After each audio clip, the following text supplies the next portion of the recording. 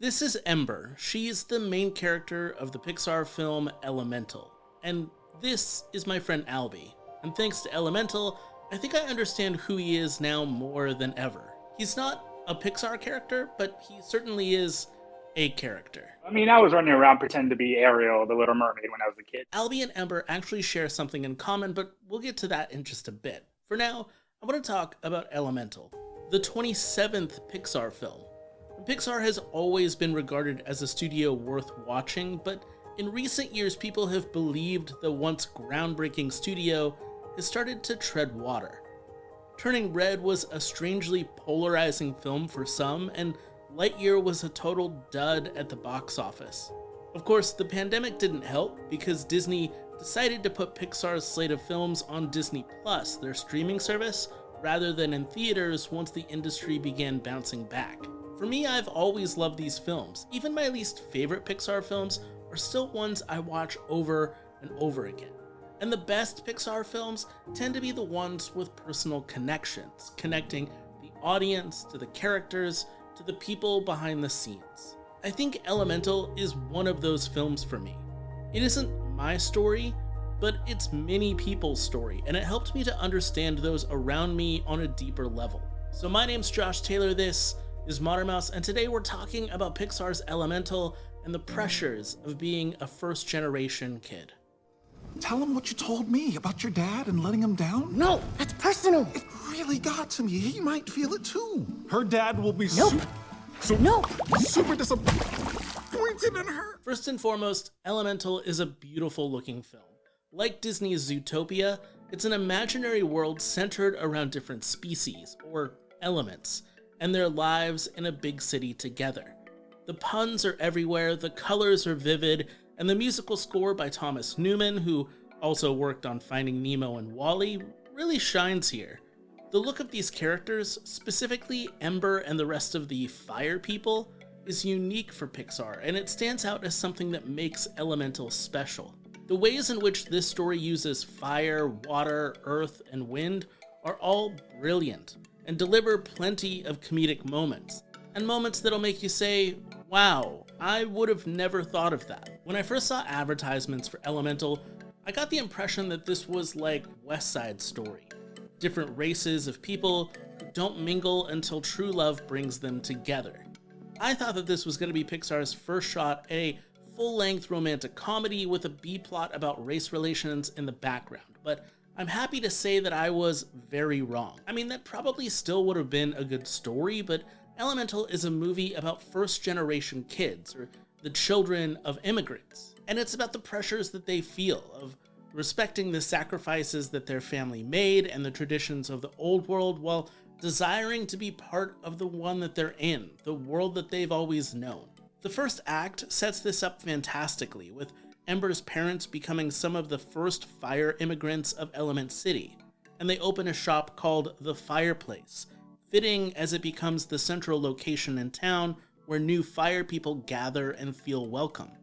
As they raise Ember, the shop thrives and they promise her the family business. But the conflict comes from her not only falling for what her dad would call a water guy, but she also feels the desire to go off and be her own person. I'm waiting to talk to your boss, so make like a stream and flow somewhere else. Actually, Gail won't be in today. She's a huge Airball fan, and the Windbreakers are finally in the playoffs. Toot toot! The pressure to stay connected to your family and their old school traditions isn't anything new for a lot of people, and for first generation kids, there's an obligation sometimes to take over the family business. There's also added pressure to stay close to the family because of the sacrifice they made to bring you a good life in this new place. And that's just not my story. Even though my dad was born in Germany, he's a military kid.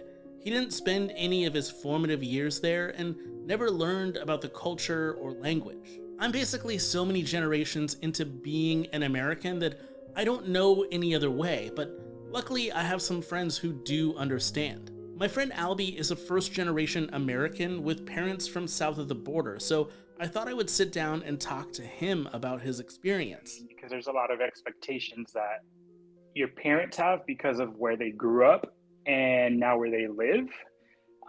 So, I mean, the major expectations is you got to be successful no matter what you do. What is it like to be American, but also to be seen as like the child of immigrants? Whether that's perceived culturally or if that's just in your own It's kind of. I am too American for my Mexican side, and I am too Mexican for my American side, and then vice versa. There's that aspect that it's really hard to kind of get over, because there is a lot of, like, when I go to Mexico, visit my family, they're like, "Oh, gringo, he's super gringo now. He's super white," and I'm over here trying, to communicate, to do everything I can, and I don't know, it just makes me feel ashamed in a way. Like I said, Albie is one of many first-generation kids, another being the director of Elemental, Peter Sohn. The son of Korean immigrants, Sohn has been a story artist and animator since 1999, but he got his chance at writing and directing on 2015's The Good Dinosaur. And I know what you might be thinking, but Josh, that's considered the worst Pixar film of all time, and the general consensus would say, yeah, it is, but it wasn't his film to begin with, and he came on board to rewrite the movie. And I remember him coming out and presenting portions of that movie during the D23 Expo, a convention that Disney puts on every few years. He talked about how his mother spoke very little English, but would take him to see animated movies at the theater, and they bonded over it because the art and storytelling was universal despite the language barrier. I remember seeing Dumbo with her at a public library. It was a small, janky 16mm screen. And I remember her not asking for me to translate, or my brother to translate. And I didn't know it at the time, but I look back on it like, oh, it was a story told well so visually that it was universal for her. She got emotional over this baby mine scene when his mother's caged up. It was a beautiful story that just never quite landed with The Good Dinosaur. Again, that was never his film to begin with. But Elemental, this is completely his story, and where The Good Dinosaur lacks, Elemental rises to the occasion. It balances a love story, a family story, and that feeling of being first generation. I thought I understood that feeling because I had friends like Albie. I thought I knew how heavy that guilt was. But Elemental was eye-opening for me. I left the theater not only understanding, but also appreciating my friends on a whole new level. Last question here. Do you feel, because you said, you're feeling more Americanized, but do you feel a pressure to still stay connected to the old traditions, to the old world, to, Mexico, Spanish language, etc.? Do you ever feel a pressure in that way? Not even just familially, but like culturally. Not as of late, but honestly, it's only when I go back to like visit like my mom's side of the family. It's just I like it. I think it's more internalized. It's me that I want to be more Mexican. I want to hold more traditions. Not per se the family itself, because they're pretty okay. It's just, I don't know. I guess it's just more internalized. I guess it's just the generational trauma that we all get, especially with being firstborn. During the end credits, there's a picture of Sohn's parents, both of them passing away during production, and the film is dedicated to their memory. And he also ended up posting this online, a letter stating that their real-life story was the inspiration behind Elemental. And listen, I'm not saying that if you're a first-generation kid that you should go off and be on your own, or you should stick around and stay with your family. That's not what this video is about.